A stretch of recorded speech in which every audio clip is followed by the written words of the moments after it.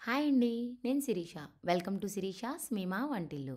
మనం ఎప్పుడు తినే మసాలా కర్రీస్ అవి కాకుండా కొంచెం హెల్త్ కాన్షియస్‌గా ఉండాలి అనుకుంటే, ఈ కర్రీనైతే మీరు ప్రిపేర్ చేసుకోండి. చాలా టేస్టీగా ఉంటుంది. హెల్త్‌కి కూడా ఎంతో మంచిది.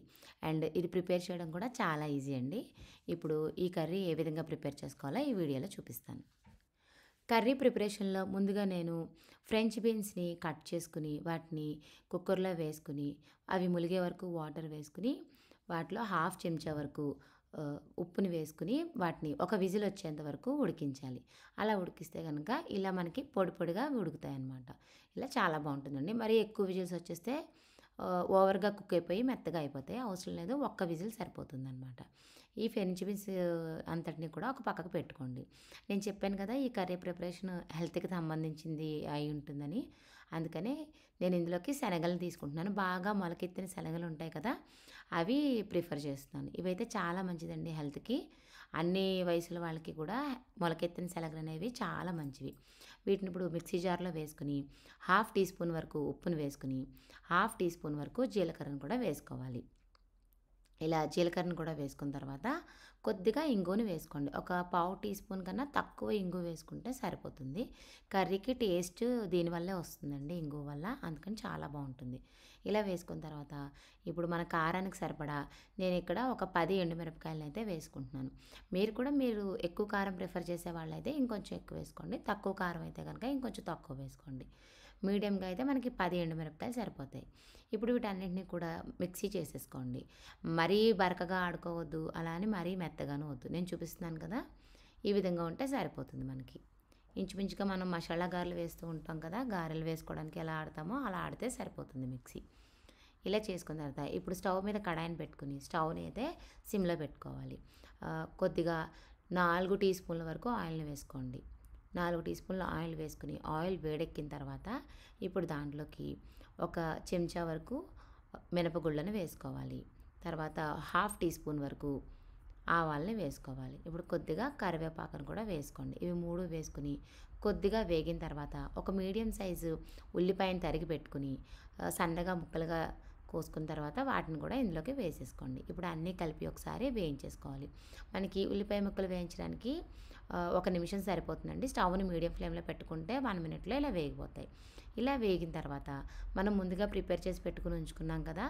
శనగల్ని వాటన్నిటిని కూడా ఇందులో వేసేయండి. పేస్ట్‌లా చేసుకున్నాం కదా! అదంతా ఇందులో వేసేసి మొత్తం అంతా కూడా ఒకసారి కలిసేలా కలుపుకోవాలి. స్టవ్‌ని ఈ టైంలో సిమ్‌లో పెట్టుకోండి. మాడిపోకుండా ఉంటుంది. మళ్ళీ మనం కర్రీ ప్రిపరేషన్ స్టార్ట్ చేసినప్పుడు మీడియం ఫ్లేమ్‌లో పెట్టుకుంటే సరిపోతుంది. ఇప్పుడు దీని అంతటిని కూడా ఒకసారి మిక్స్ చేసుకోండి. ఇప్పుడు స్టవ్‌ని మీడియం ఫ్లేమ్‌లో పెట్టుకోవాలి. ఇదంతా కూడా ఒకసారి కలుపుకోవాలి.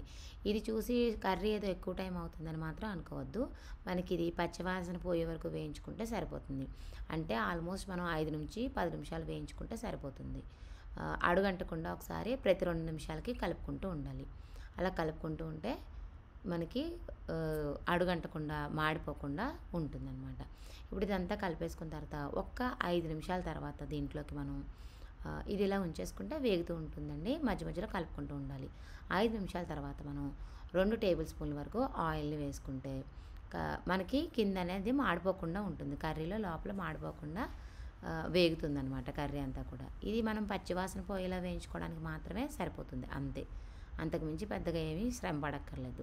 ఇలా మనం ఒక 10 నిమిషాల పాటు వేయించుకుంటే సరిపోతుంది. కర్రీ అనేది పొడి పొడిగా చాలా బాగా వస్తుందనమాట.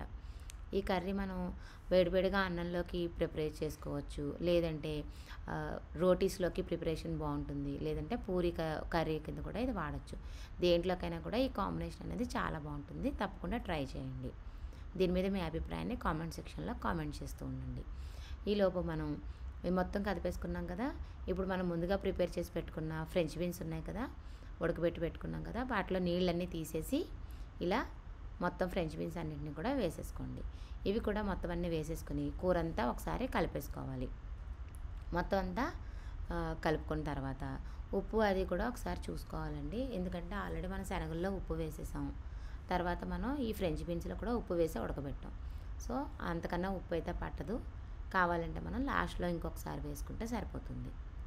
ఇప్పుడు మొత్తం అంతా ఇలా కలిపేసుకోవాలి. ఇలా కలిపేసుకొని ఒక 2 నిమిషాలు ఉంచుకుంటే సరిపోతుందండి. ఎందుకంటే ఆల్రెడీ మనకి ఫ్రెంచ్ బీన్స్ అనేవి ఉడికిపోయిన ఫ్రెంచ్ బీన్సే కాబట్టి అండ్ శనగలది కూడా మనం ఉడకబెట్టేసాం, పేస్ట్ కూడా ఆల్రెడీ మనం కుక్ చేసేసాం కదా నీట్గా. అందుకని ఇంతకన్నా ఎక్కువసేపు అయితే టైం పట్టదు. మొత్తం అంతా కూడా ఒకసారి కలిపేసుకుని 2 నిమిషాలు ఉంచుకుంటే స్టవ్ మీద సరిపోతుంది. 2 నిమిషాల తర్వాత ఇలా కూర అనేది పొడి పొడిగా వస్తుందండి. ఈ కూర చాలా టేస్టీగా ఉంటుంది. తప్పకుండా ట్రై చేయండి. ఇది వేడివేడిగా అన్నంలో తింటున్నప్పుడు నెయ్యి వేసుకొని తింటే చాలా బాగుంటుందండి. లేదంటే పూరి కర్రీలో కూడా చాలా చాలా బాగుంటుంది. పిల్లలు కూడా ఇటువంటి కర్రీస్ అలవాటు చేస్తే హెల్త్కి కూడా మంచిది.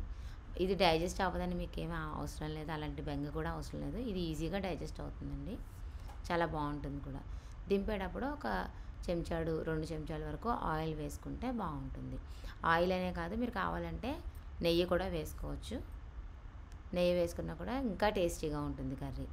అంతేనండి, వేడివేడిగా ఫ్రెంచ్ బీన్స్ శనగలు కలిపిన కర్రీ అయితే రెడీ. చూసారు కదా, కూర కూడా చాలా పొడి పొడిలాడుతూ చాలా బాగా వస్తుందండి. తప్పకుండా ట్రై చేయండి. ఇప్పుడు ఈ కర్రీని అంతటిని కూడా ఒక సర్వింగ్ బౌల్లోకి తీసుకుందాం. సర్వింగ్ బౌల్లో వేసుకుంటున్నప్పుడు కూడా కర్రీ కూడా మీకు చూసారు కదా ఇలా విడివిడిగా వస్తుంది కర్రీ. సో తప్పకుండా ట్రై చేయండి. మీ అందరికీ నా వీడియో నచ్చినట్టయితే లైక్, సబ్స్క్రైబ్ చేసుకోవడం మర్చిపోవద్దు. మరిన్ని ఇలాంటి వీడియోస్ కోసం నా ఛానల్ని ఫాలో చేయండి. నా ఛానల్ని సబ్స్క్రైబ్ చేసుకోవడం అయితే మర్చిపోవద్దు. Thank you for watching.